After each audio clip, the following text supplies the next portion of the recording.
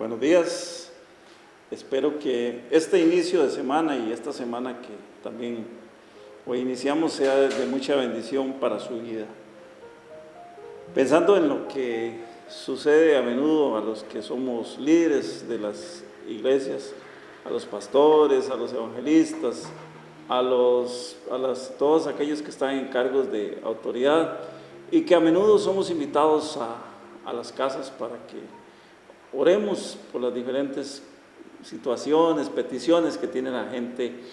Esta semana hemos estado trabajando sobre este mensaje, el cual hemos titulado Peligro de muerte, y vamos a basarnos en el texto de la primera carta de Juan, capítulo 5, versos 14 al 18, y dice así la palabra del Señor. Y esta es la confianza que tenemos en Él, que si pedimos alguna cosa conforme a su voluntad, Él nos oye. Y si sabemos que Él nos oye en cualquier cosa que pidamos, sabemos que tenemos las peticiones que le hayamos hecho. Si alguno viere a su hermano cometer pecado que no sea de muerte, pedirá y Dios le dará vida. Esto es para los que cometen pecado que no sea de muerte. Hay pecado de muerte por el cual yo no digo que se pida. Repito la parte final de este verso 16 porque es muy importante para el tema que vamos a tratar. Hay pecado de muerte por el cual yo no digo que se pida. Verso 17.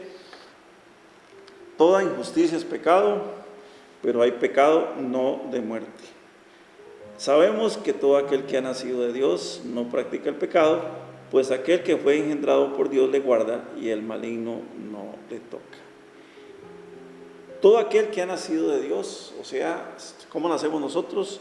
Nacemos precisamente a través de Jesucristo, tal y como se lo explica Jesús a Nicodemo en el capítulo 3 del Evangelio de San Juan. El que ha nacido de Dios, o sea, el que ha nacido de Dios a través de Jesucristo, a través del milagro de la regeneración que nos dio Jesucristo con su sacrificio en la cruz del Calvario, dice que no practica el pecado. Aquí entramos en una definición muy importante que es precisamente el pecado como práctica, no el pecado como algo que eventualmente nos puede acontecer. Recordemos que el hombre tiene una naturaleza caída que viene precisamente desde el huerto de Edén, cuando el hombre primitivo y la mujer primitiva, Adán y Eva, deciden de manera voluntaria desobedecer a Dios. El pecado de la desobediencia que hace que el hombre constantemente tenga que venir viviendo, arrastrando con esta naturaleza caída. Por eso es que la palabra del Señor dice que aquel que fue engendrado por Dios le guarda y el maligno no le toca. O sea, Jesucristo nos guarda y el diablo no tiene autoridad sobre nosotros. ¿Por qué no tiene autoridad? Porque precisamente cuando Jesús fue a la cruz del Calvario, cuando Jesús murió por nosotros en la cruz del Calvario, Él derrotó al enemigo. El enemigo quería deshacerse de Jesús haciéndolo cometer pecado. Recordemos que el enemigo trata de inducir a Jesús a cometer desobediencia, tal y como nos lo narran los evangelios, San Juan y San Mateo, ambos en los capítulos 4, cuando nos habla acerca de la famosa tentación de Jesús. Pero el punto es que cuando se vino esta situación, cuando la gente comenzó a pedirnos que fuéramos a orar a sus casas, cuando la gente comenzó a pedirnos incluso también oración, y estaba en boga el asunto del COVID, la mayoría de los que pastoreamos iglesias, y esto lo digo a nivel general, la mayoría de los que ejercemos el pastorado, pues de alguna manera, y esto lo he corroborado hablando con los otros colegas, teníamos la esperanza de que la gente tomara conciencia, la gente se concientizara acerca del inminente peligro que había con respecto a lo repentino que podía ser que una persona dejara de existir sobre la tierra. O sea, la forma repentina en que podíamos ser llamados a la presencia del Señor. Y la idea era que, viendo tantas muertes alrededor, de alguna manera se hubiera dado un despertar en la conciencia en todas las personas. Y aunque sabemos, aún así sabemos y hemos sabido siempre que la muerte es algo que puede pasar en cualquier momento, porque ninguno de nosotros, ni ustedes ni yo, sabemos el día o la hora en que podríamos ser llamados a la presencia de Dios, nadie lo sabe. De cierto, hay una realidad detrás de todo esto, y es el hecho de que los seres humanos seguimos viviendo como si nunca tuviéramos que enfrentar la muerte, como si la eternidad se diera o existiera en esta vida que llevamos, sabiendo que somos finitos, entendiendo lo que la palabra del Señor nos dice con respecto a cada uno. La Biblia nos dice que somos como la hierba del campo, somos como las flores del campo, nos marchitamos, nos secamos, perecemos, es decir, hoy estamos, mañana no estamos. Recordamos siempre que somos materia, que fuimos hechos del polvo de la tierra y que como polvo en algún momento nos vamos a descomponer. Toda esta apariencia que tenemos, que algunos cuidan mucho, que algunos veneran mucho, que algunos endiosan de manera exagerada, en algún momento va a volver a la tierra, va a descomponerse como cualquier otra materia, igual de la misma forma en que se pudre una naranja, un aguacate, una piña, un melón, una sandía, de la misma manera se pudre nuestro cuerpo. Así que esta constante del hombre de querer vivir la vida como si la eternidad fuera esta, nos hace olvidarnos del Señor. Jesús dejó dicho que Él vendría precisamente como ladrón en la noche. Y esto hace una referencia directa a lo que nosotros conocemos como el rapto o el arrebatamiento de la iglesia. Pero sin embargo debemos entender que si el Señor no ha venido aún al día de hoy, este día de hoy, 10 de enero del año 2021, si el Señor no ha venido por su iglesia, esto no es un obstáculo para que en el momento que Él lo decida, que Él así lo quiera, nos pueda llamar a su presencia en el momento que Él quiera. Eso significaría de manera inmediata que nuestro tiempo sobre la tierra se agotó, se acabó, no más.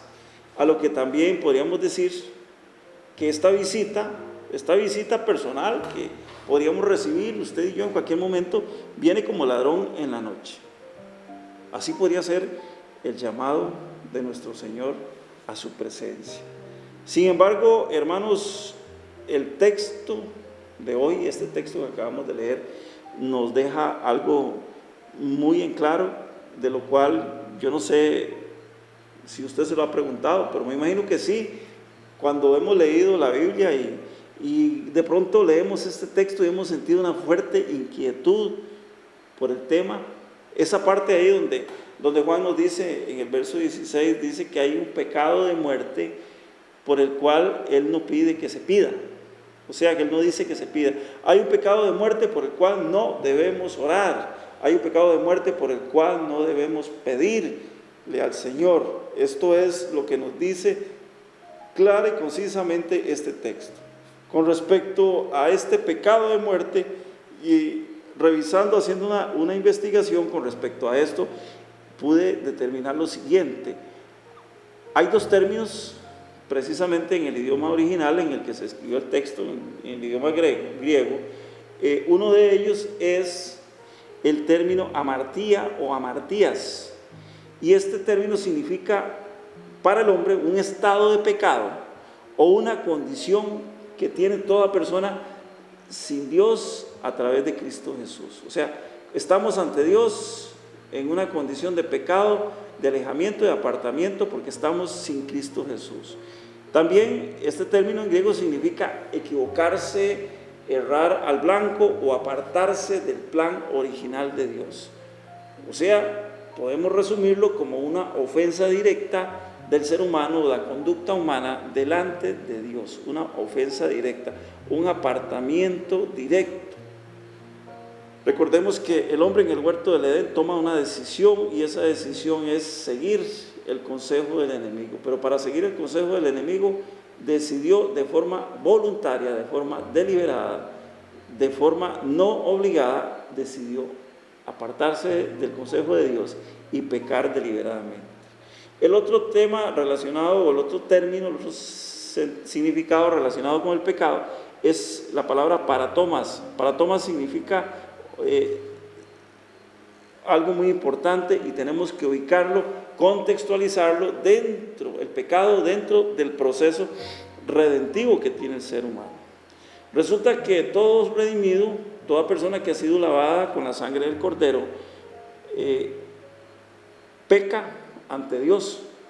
Todos pecamos. La palabra del Señor nos enseña que si decimos que no tenemos pecados, hacemos a Dios mentiroso, porque sabemos que el hombre es pecador. Todo redimido peca ante Dios. ¿Pero cómo peca? Como un desliz, como algo que de pronto sucedió sin estarlo pensando, sin estarlo inquiriendo, buscando, pero de ninguna manera, de ninguna forma como algo voluntario, sino más bien como consecuencia de la naturaleza del pecado que nos acompaña a los seres humanos diariamente. Los seres humanos tenemos una naturaleza pecaminosa en la cual fuimos creados, en la cual nacimos y ahí vamos caminando. Esta naturaleza pecaminosa se debe someter al señorío de Cristo diariamente. Esta naturaleza de pecado debe estar sometida al Señor todos y cada uno de los días de nuestra vida.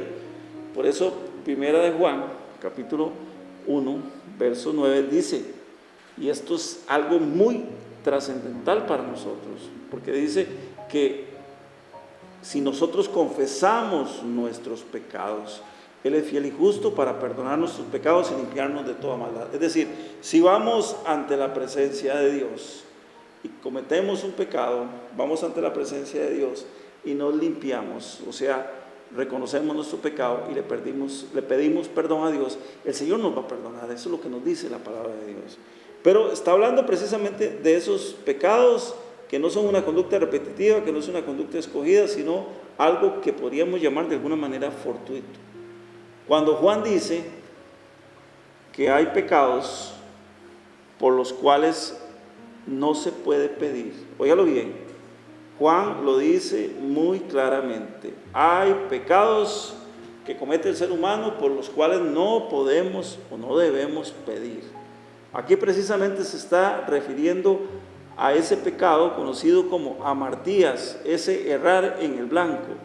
Ese pecado, este tipo de pecado solamente puede ser efectivo su perdón a través de la reconciliación del hombre con Dios en Cristo Jesús. O sea, muy claro, el texto nos lo dice, de nada sirven las oraciones de ningún tipo que hagamos, de nada sirve ningún tipo de rogativa, ningún tipo de petición, porque al existir, y esto es algo que tenemos que analizar y revisar, al existir en el individuo una conducta pecaminosa, una conducta de aceptación y una práctica de pecado, es imposible, óigalo bien, es imposible que a través de la oración podamos torcerle el brazo a ese agente que está produciendo esa actitud o esa naturaleza llamada pecado. Es imposible torcerle el brazo para que deje de hacer aquello para lo cual está habituado a realizar todos y cada uno de los días de nuestra vida. Dentro de esto nos vamos a encontrar que el ser humano tiene un grandísimo problema con este tema. Es un tema muy serio, es un tema que estamos obligados a ponerle atención.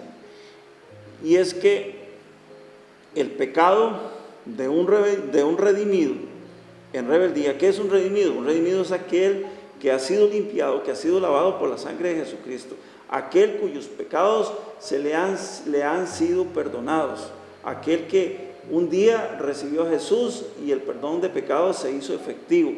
El pecado de un redimido en rebeldía, o sea, un redimido que decide voluntariamente apartarse, que decide voluntariamente pecar, solo va a poder ser resuelto por ese pecador en relación directa con Cristo, única y exclusivamente. Y entonces, aquí es donde tenemos a las personas que piden que se ore por ellos. Y cuando estas personas llegan a nosotros, esas personas de conductas repetitivas, estas personas que son asiduos pecadores, que son pecadores consuetudinarios, pues pecadores, prácticamente podríamos llamarlos clientes del pecado. Están ahí todos los días para pecar.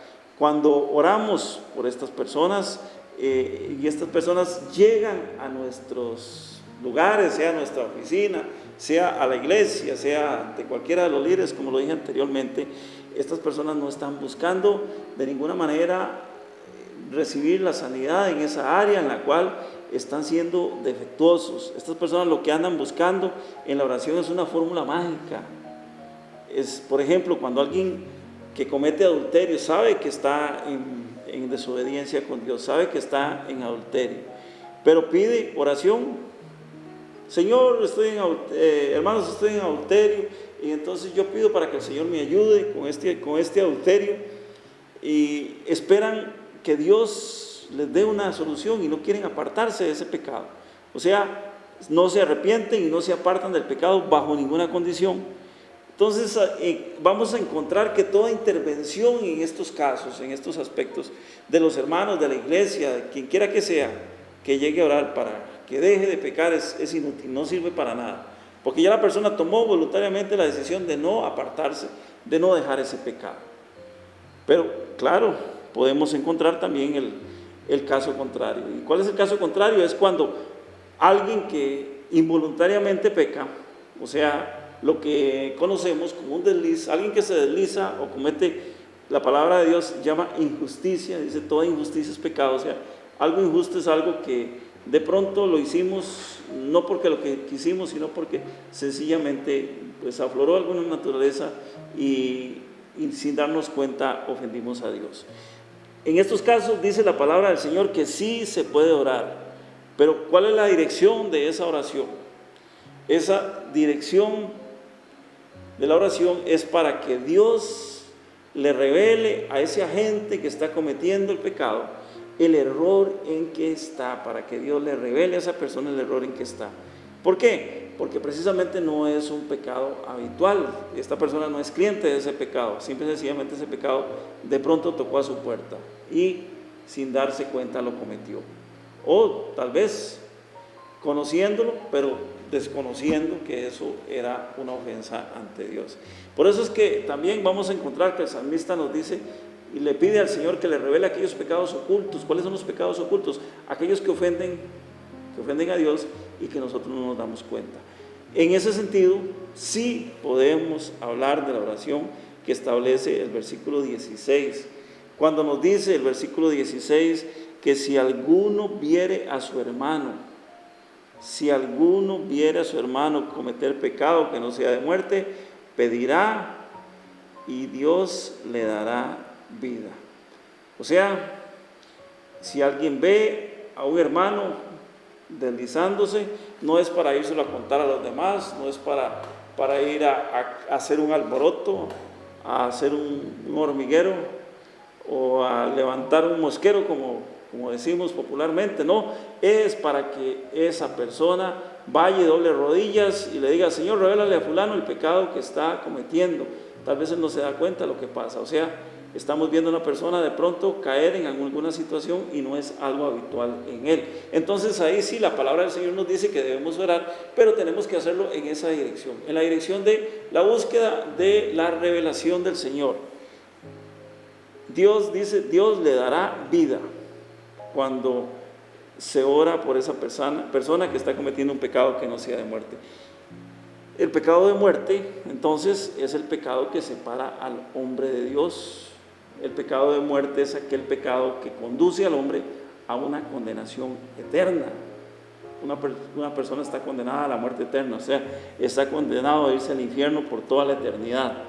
Pecados por los cuales se debe orar son aquellos en los cuales se ora para que Dios supla, repito, para que Dios supla la ignorancia, supla el desconocimiento, supla el descuido espiritual en que la persona ha caído. Y es importante que busquemos en la Biblia, porque siempre que hablamos de algún tema buscamos respaldo en la palabra de Dios, porque si no entonces estaríamos hablando cosas que no conocemos, cosas que no sabemos y cosas que el Señor no ha dicho. La Biblia nos da un ejemplo bastante gráfico acerca del tema del pecado de muerte. Este es un tema muy interesante porque lo encontramos precisamente en el Nuevo Testamento, en el libro de los Hechos, en el capítulo 5, versos del 1 al 10. Y narra la historia de lo que le sucedió a dos personajes muy interesantes del Antiguo Testamento, de los cuales solamente se habla ahí una vez. Para ponerlos en autos, para ponerlos sobre aviso sobre el tema, les cuento que cuando se forma la iglesia primitiva, la gente toma una decisión, y la decisión es que la obra del Señor tiene que crecer, la obra de Dios tiene que multiplicarse, y para eso se necesitan recursos. Entonces todos aquellos que se habían convertido pues hicieron un pacto diciendo que ellos venderían sus heredades, es decir, venderían sus tierras, sus fincas, lo que ellos tenían, y lo pondrían a los pies de los discípulos para que los discípulos caminaran precisamente en la expansión del Evangelio. Todos los que se adhirieron a este nuevo concepto pues estaban comprometidos totalmente con la obra y habían hecho un pacto con el Señor. Pues aquí aparecen dos personajes, uno se llama Ananías, el varón, y Zafira, la mujer. Y dice en Hechos 1:8, nos cuenta acerca de este pecado de muerte. Y aquí vamos a totalmente poder descubrir, poder discernir de cómo fue que se configuró ese pecado de muerte. Ese pecado viene a través de un acto de conocimiento, de un acto deliberado. Cuando tenemos algo deliberado es porque lo hemos pensado, lo hemos planeado y vamos precisamente a su ejecución. Entonces es un acto, el pecado de muerte es un acto deliberado, es un acto continuo y falto de arrepentimiento, porque cuando se comete ya se sabe que está mal y no hay arrepentimiento por lo hecho. Y dice Hechos 5, versos 1 al 4, pero cierto hombre llamado Ananías, con Zafira, su mujer, vendió la heredad. Ellos pusieron en venta su propiedad y la vendieron. Y la vendieron una suma determinada, digamos que la vendieron en $100,000. Dice el verso 2, y sustrajo, ¿quién sustrajo?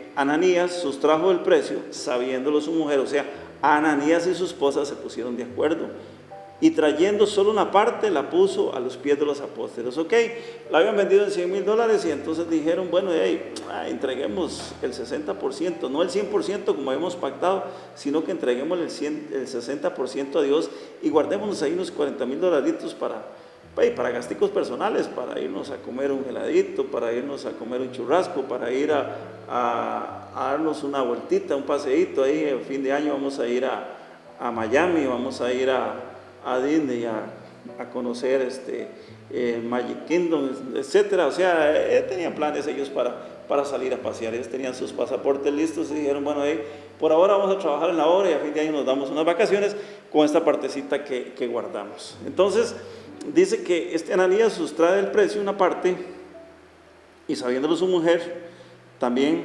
entonces llegó él y trajo una parte y la puso a los pies de los apóstoles.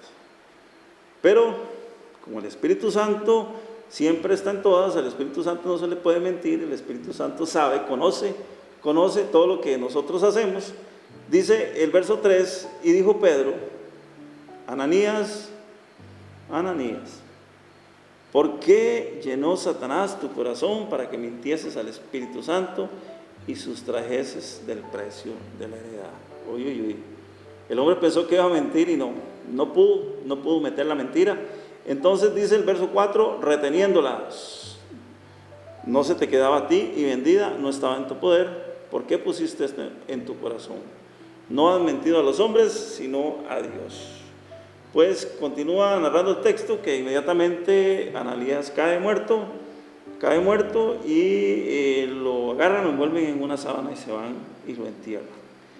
Pero la cosa no se queda ahí, la cosa no se quedó nada más con Ananías, sino que también todavía faltaba otro personaje, faltaba su media naranja, su media mitad, y resulta que ella se había quedado por ahí, andaba haciendo unas compras en el supermercado y se había ido a cortar el pelo y se había ido a hacer las uñas y se había hecho pedicure y venía muy bonita, muy arregladita, se había comprado un perfumito, porque recordemos que ella había guardado una partecita de lo que le tocaba al Señor, porque ellos habían ofrecido todo para el Señor, y venía entrando hasta que olía rico, así donde se veía venir, y dice que habían pasado como 3 horas, verso 7, pasado un lapso como de 3 horas, sucedió que entró la mujer. ¿Cuál mujer? Zafira, no sabiendo lo que había acontecido. Y estaba Pedro esperándola.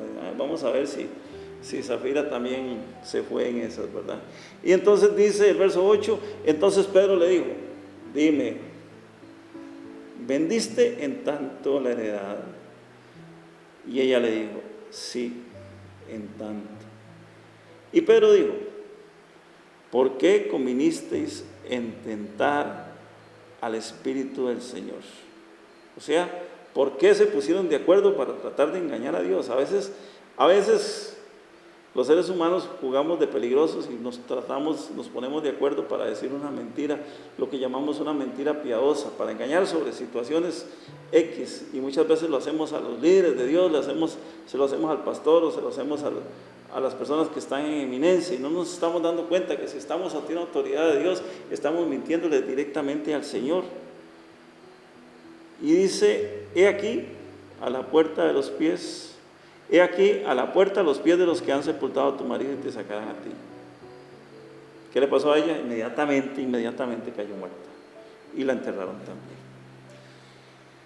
Hermanos, esto es muy serio, esto es algo muy, muy serio. Dios nos ha regalado su gracia, Dios nos ha regalado a todos su misericordia, pero Dios nos ha llamado a todos a la santidad, como dice 1 de Pedro 1:16. Así que fuimos llamados a ser santos. El Señor nos dice, sed santos porque yo soy santo. O sea, Dios nos llamó a que nos apartáramos para Él. Cuando Dios dice que ya Él es santo, significa que Él está apartado de todo pensamiento, de toda obra pecaminosa. Por eso es que Dios corrige a los seres humanos, a los hombres, cuando pecan. Nosotros no somos castigados por nuestro pecado en el sentido de que perdemos la salvación inmediatamente o estamos eternamente separados por Dios. Pero sí hay momentos en los cuales somos disciplinados.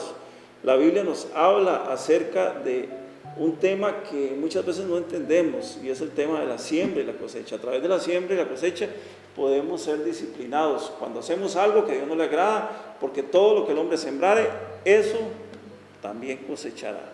O sea, el fruto de la semilla que yo siembre lo voy a recoger, quiera o no quiera. Sin embargo, sí somos disciplinados. ¿Y por qué somos disciplinados? Por una sencilla razón. Dice Hebreos 12:6, que el Señor al que ama disciplina y azota al que recibe, a todo aquel que recibe por hijo. O sea, si somos hijos de Dios y estamos dentro de la disciplina del Señor, alegrémonos en gran manera. ¿Por qué? Porque eso significa que el amor de Dios ha sido derramado en nuestros corazones. Juan nos dice que debemos orar por los cristianos que están pecando y que Dios escuchará nuestras oraciones. Solo que mucho cuidado a la hora de leer este texto, porque también dice que hay pecado de muerte por el cual no, óigalo bien, no se pide que oremos. Puede llegar también un momento en el cual Dios decide cortar la vida de un creyente. Llega un momento en que ya Dios se colmó, ya Dios se le acabó la paciencia y Él decide cortar la vida de un creyente debido al pecado, por ese pecado que no se arrepiente. Hay personas que constantemente están en ese ir y venir, y de pronto llegó un momento que se les acabó el tiempo. Y hermanos, recuerden esto, es duro, es difícil, para que no nos engañemos, porque también se nos ha mal enseñado que todo lo resolvemos con oración, todo lo resolvemos, ay, oren por mí, oren por mí, oren por mí, oren por mí, pero no quiero arrepentirme, no quiero dejar el pecado, no quiero alejarme. Todo es oren por mí, pero yo no quiero pagar el precio. ¿Cuál es el precio? El precio es seguir a Dios. Las oraciones por una persona que no quiere cambiar no van a ser efectivas, no van a ser efectivas de ninguna manera. Recordemos que cuando pedimos a Dios y esperamos que Él nos escuche, debemos hacerlo conforme a la voluntad. Juan nos dice que si pedimos conforme a su voluntad, Él nos oye. Segunda de Crónicas 7:14 dice que si mi pueblo se humillare, sobre el cual mi nombre es invocado, y oraren y se volvieren de sus malos caminos, entonces yo, dice el Señor, oiré desde los cielos, perdonaré sus pecados y sanaré su tierra. El Señor, ante una conducta de pecado nuestra, no una conducta voluntaria, no un acto volitivo, un acto constante, un acto a través del cual yo he venido pecando de manera voluntaria, no, sino esos pecados que de pronto, como decimos vulgarmente, metimos las patas y lo reconocemos. Dice que el Señor nos oye desde los cielos, perdona nuestros pecados y sana nuestra tierra. Cuando la tierra se sana, es decir, cuando usted tiene una herida, cuando usted se corta con un cuchillo en una extremidad de su cuerpo, en un brazo, en un pie, y ese cuchillo, esa herida es sanada, eso significa que va a ser cauterizada, ya no se va a ver más la exposición de su carne ni de su piel, no se va a ver la sangre fluyendo, sino que va a aparecer sí una cicatriz, pero usted va a estar sano. Eso es lo que el Señor hace cuando Él perdona nuestros pecados, nos sana, literalmente nos hace una sutura en esa parte y nos sana. Ya no vamos a tener más esa herida que nos molesta, que nos lastima. Así que, iglesia, yo creo que es tiempo de buscar a Dios, es tiempo de arrepentimiento. Estamos iniciando año, es tiempo de arrepentimiento. Hermanos, el Señor puede venir en cualquier momento, sea por su iglesia o sea por cada uno de manera individual. Así que es tiempo de dejar atrás las obras muertas, es tiempo de dejar atrás esa pedidera, esa de oren por mí, oren por mí, oren por mí. ¿Para qué? Si no me quiero arrepentir, si no quiero alejarme. Lo primero que tengo que hacer es alejarme del pecado. Cuando Juan el Bautista predicaba en el desierto, les decía a los fariseos: generación de víboras, ¿quién los enseñó a huir de la ira venidera? Él sabía que estaban negociando, llegaban a bautizarse, llegaban a mostrar arrepentimiento, pero no estaban arrepentidos. Así que es tiempo de dejar atrás esas obras muertas y volver al camino que nos señaló Jesús cuando dijo que si alguno quiere venir en pos de Él, niéguese a sí mismo, tome su cruz y sígame. Es muy difícil negarse a uno mismo, sobre todo en estos tiempos en donde, como lo he dicho siempre, el mundo nos empuja todos los días. Pero el mundo nos empuja porque nosotros nos dejamos empujar y nos gustan esas conductas de pecado, nos gustan esas conductas repetitivas. Así que llegó el momento de hacer un alto en el camino, llegó un momento de hacer un alto en nuestras vidas y pedirle al Señor, arrodillados delante de su presencia de todo corazón, y decirle: Señor, perdona mis pecados y sana mi tierra. Y revélame, por favor, Señor, revélame aquellos pecados que yo, la mayoría de las veces, no me doy cuenta, que te ofenden a ti, Señor. En el nombre de Jesús, en el nombre que es sobre todo nombre, en este día yo los bendigo, iglesia, los bendigo, pueblo de Dios, y le pido al Señor que su cobertura, que su paz, que su gracia, que el poder y la autoridad de su Santo Espíritu esté con todos y cada uno de nosotros. Muchas bendiciones, hermanos. Los espero la próxima semana.